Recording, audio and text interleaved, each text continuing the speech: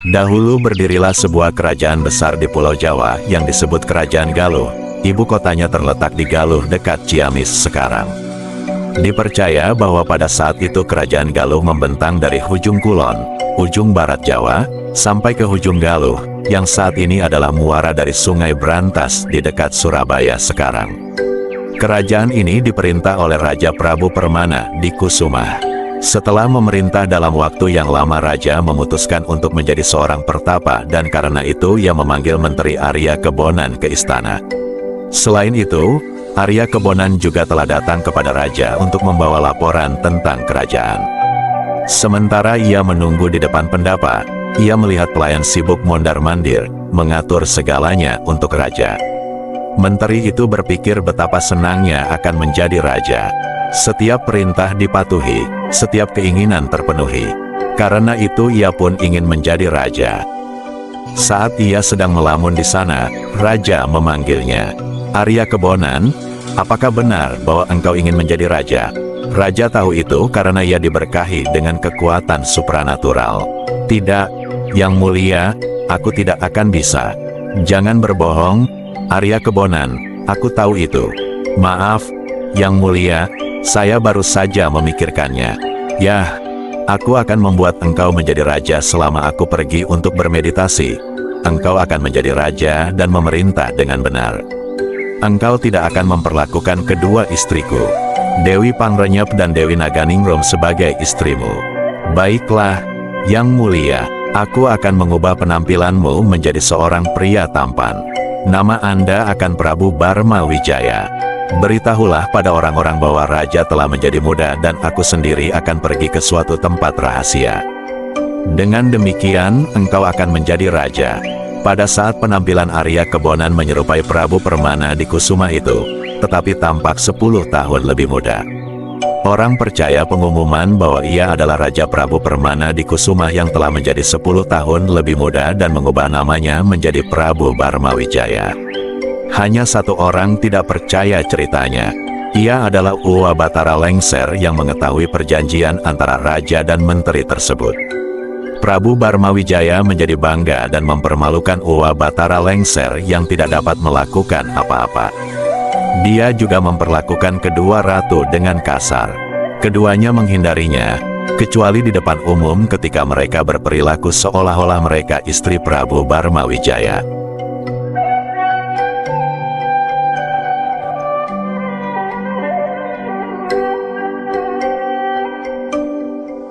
Suatu malam kedua ratu bermimpi bahwa bulan jatuh di atas mereka. Mereka melaporkan hal itu kepada raja yang membuatnya ketakutan, karena mimpi tersebut biasanya peringatan bagi wanita yang akan hamil. Hal ini tidak mungkin karena ia tidak bersalah memperlakukan kedua ratu sebagai istri-istrinya.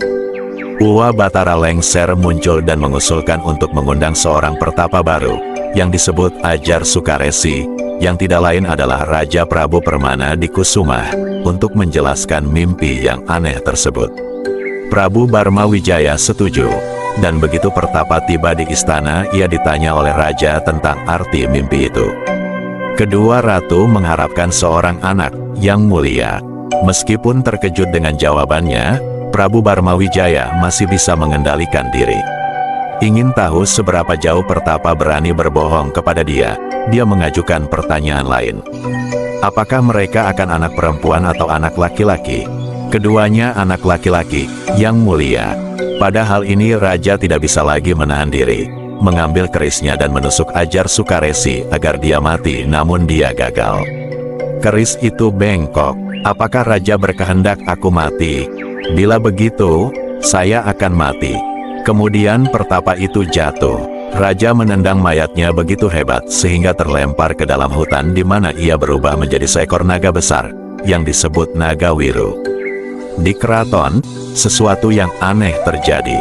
Kedua ratu memang hamil. Setelah beberapa waktu Dewi Pangrenyep melahirkan seorang putra yang bernama Haryang Banga. Suatu hari ketika Prabu Barma Wijaya mengunjungi Dewi Naganingrum, secara ajaib janin dalam kandungan Naganingrum yang belum lahir tersebut berbicara. Barma Wijaya, engkau telah melupakan banyak janjimu. Semakin banyak Anda melakukan hal-hal kejam, kekuasaan Anda akan semakin pendek.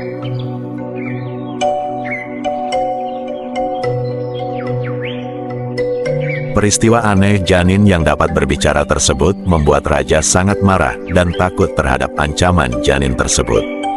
Dia ingin menyingkirkan janin itu dan segera menemukan cara untuk melakukannya. Dia meminta bantuan Dewi Pangrenyep untuk dapat terlepas dari bayi Dewi Naganingrum yang akan lahir sebagai bajingan menurut impiannya. Dia tidak akan cocok untuk menjadi penguasa negeri ini bersama-sama dengan Haryang Banga, putra Dewi Pangrenyep. Ratu percaya hal tersebut dan setuju, tetapi apa yang harus dilakukan? Kita akan menukar bayi tersebut dengan anjing dan melemparkannya ke Sungai Citandui. Sebelum melahirkan, Dewi Pangrenyep menghimbau Dewi Naganingrum untuk menutupi matanya dengan malam lilin yang biasanya digunakan untuk membatik. Dia berpendapat bahwa perlakuan ini adalah untuk menghindarkan ibu yang sedang melahirkan agar tidak melihat terlalu banyak darah yang mungkin dapat membuat dia pingsan. Naganingrum setuju dan Pangrenyep pun menutup mata Dewi Naganingrum dengan lilin, berpura-pura membantu Ratu Malang tersebut. Naganingrum tidak menyadari apa yang terjadi. Bayi yang baru lahir itu dimasukkan ke dalam keranjang dan dilemparkan ke dalam Sungai Citandui. Setelah ditukar dengan bayi anjing yang dibaringkan di pangkuan sang ibu yang tidak curiga akan perbuatan jahat tersebut. Ratu Naganingrum segera menyadari bahwa ia tengah menggendong seekor bayi anjing. Ia sangat terkejut dan jatuh sedih. Kedua pelaku kejahatan berusaha menyingkirkan Dewi Naganingrum dari istana dengan mengatakan kebohongan kepada rakyat, tetapi tidak ada yang percaya kepada mereka. Bahkan Uwa Batara Lengser tak dapat melakukan apa-apa karena Raja serta Ratu Dewi Pangrenyep sangat berkuasa. Barma Wijaya bahkan memerintahkan hukuman mati atas Dewi Naganingrum karena dia telah melahirkan seekor anjing, yang dianggap sebagai kutukan dari para dewa dan aib bagi kerajaan. Uwa Batara Lengser mendapat perintah untuk melaksanakan eksekusi tersebut. Dia membawa Ratu yang malang ke hutan, namun dia tak sampai hati membunuhnya. Ia bahkan membangunkan sebuah gubuk yang baik untuknya.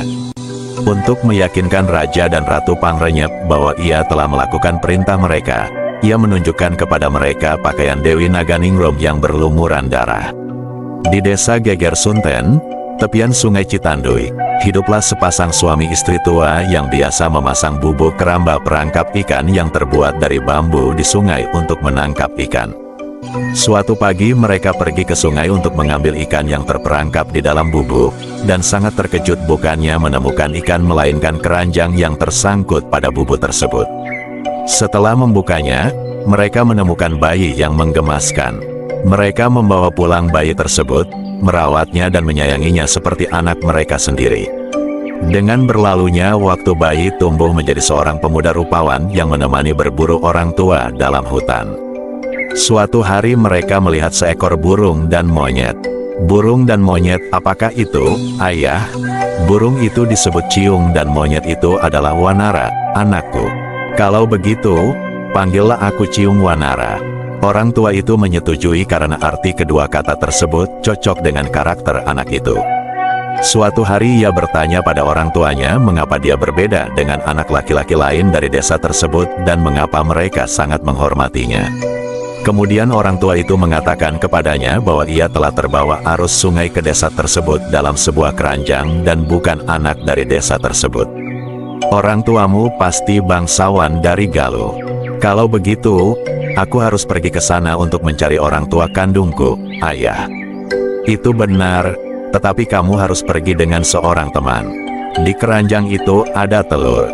Ambillah, pergilah ke hutan dan carilah unggas untuk menetaskan telur itu.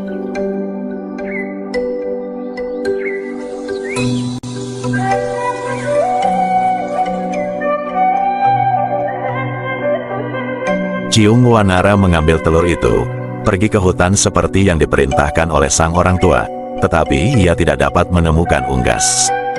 Ia menemukan Nagawiru yang baik, kepadanya ia meminta untuk menetaskan telur. Dia meletakkan telur di bawah naga itu dan tak lama setelah menetas, anak ayam tumbuh dengan cepat.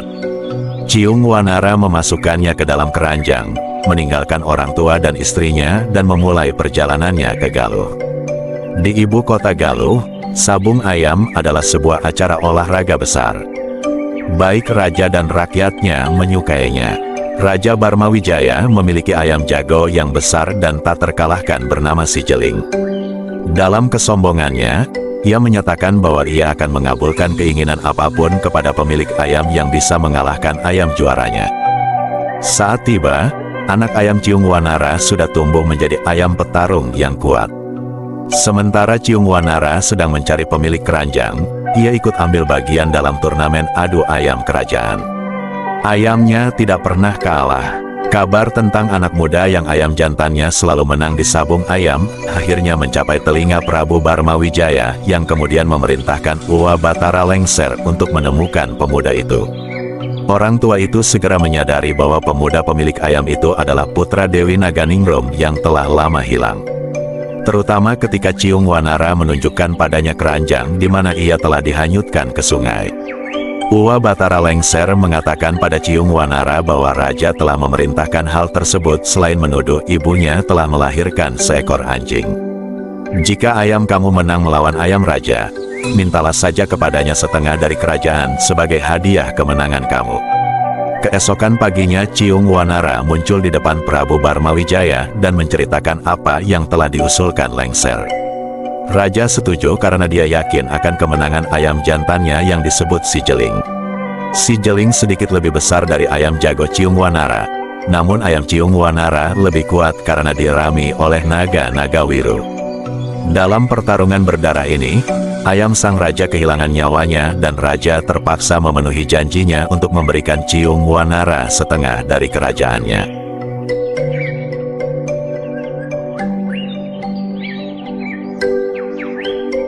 Ciung Wanara menjadi raja dari setengah kerajaan dan membangun penjara besi yang dibangun untuk mengurung orang-orang jahat. Ciung Wanara merencanakan siasat untuk menghukum Prabu Barmajaya dan Dewi Pangrenyep. Suatu hari Prabu Barmajaya dan Dewi Pangrenyep diundang oleh Ciung Wanara untuk datang dan memeriksa penjara yang baru dibangun. Ketika mereka berada di dalam, Ciung Wanara menutup pintu dan mengunci mereka di dalam. Dia kemudian memberitahu orang-orang di kerajaan tentang perbuatan jahat Barma dan Pangrenyep. Orang-orang pun bersorak. Namun, Haryang Banga, putra Dewi Pangrenyep, menjadi sedih mengetahui tentang penangkapan ibunya. Ia menyusun rencana pemberontakan, mengumpulkan banyak tentara dan memimpin perang melawan adiknya. Dalam pertempuran, ia menyerang Ciung Wanara dan para pengikutnya. Ciung Wanara dan Haryang Banga adalah pangeran yang kuat dan berkeahlian tinggi dalam seni bela diri pencaksilat. Namun Ciung Wanara berhasil mendorong Haryang Banga ke tepian sungai Brebes. Pertempuran terus berlangsung tanpa ada yang menang. Tiba-tiba muncullah Raja Prabu Permana di Kusuma didampingi oleh Ratu Dewi Naganingrum dan Uwa Batara Lengser.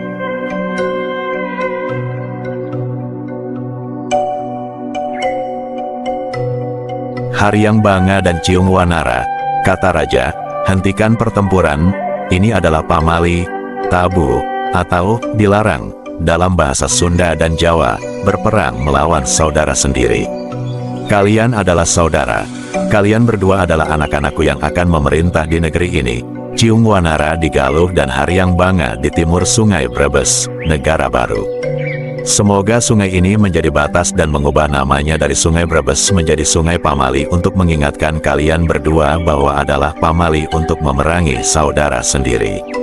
Biarlah Dewi Pangrenyep dan Barmawijaya yang dahulu adalah Arya Kebonan di penjara karena dosa mereka. Sejak itu nama sungai ini dikenal sebagai Cipamali, bahasa Sunda, atau Kali Pemali, bahasa Jawa, yang berarti Sungai Pamali. Haryang Banga pindah ke timur dan dikenal sebagai Jaka Susuru. Dia mendirikan kerajaan Jawa dan menjadi Raja Jawa, dan pengikutnya yang setia menjadi nenek moyang orang Jawa. Ciung Wanara memerintah kerajaan Galuh dengan adil. Rakyatnya adalah orang Sunda. Sejak itu Galuh dan Jawa makmur lagi seperti pada zaman Prabu Permana di Kusuma. Saat kembali menuju ke barat, Ciung Wanara menyanyikan legenda ini dalam bentuk pantun Sunda. Sementara kakaknya menuju ke timur dengan melakukan hal yang sama, menyanyikan cerita bersejarah ini dalam bentuk tembang.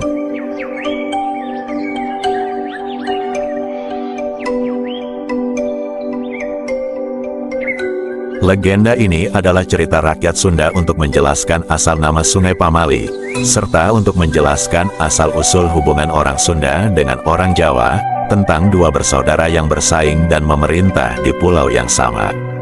Dari cerita ini jelas terlihat bahwa kerajaan Sunda, Kerajaan Galuh, lebih tua atau lebih awal berdiri dari kerajaan yang didirikan di wilayah Jawa Tengah dan Jawa Timur.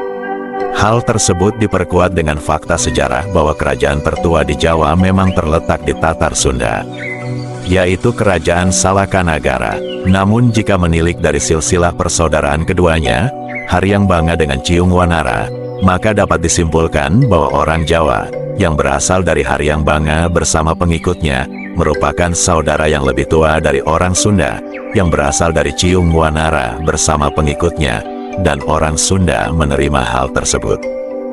Pahlawan nasional Indonesia dari Bali, I Gusti Ngurah Rai membentuk pasukan kecil yang dinamainya pasukan Ciung Wanara, di mana pasukan ini bertujuan untuk menghalau pengaruh Belanda di Bali untuk membentuk negara Indonesia Timur setelah disetujuinya Perjanjian Linggarjati dan mengembalikan Bali di bawah kendali pemerintahan Indonesia. Pasukan Ciung Wanara yang jumlahnya tidak lebih dari 100 personil ini seluruhnya gugur dalam pertempuran Puputan Margarana melawan pasukan NICA Belanda di Tabanan pada November tahun 1946.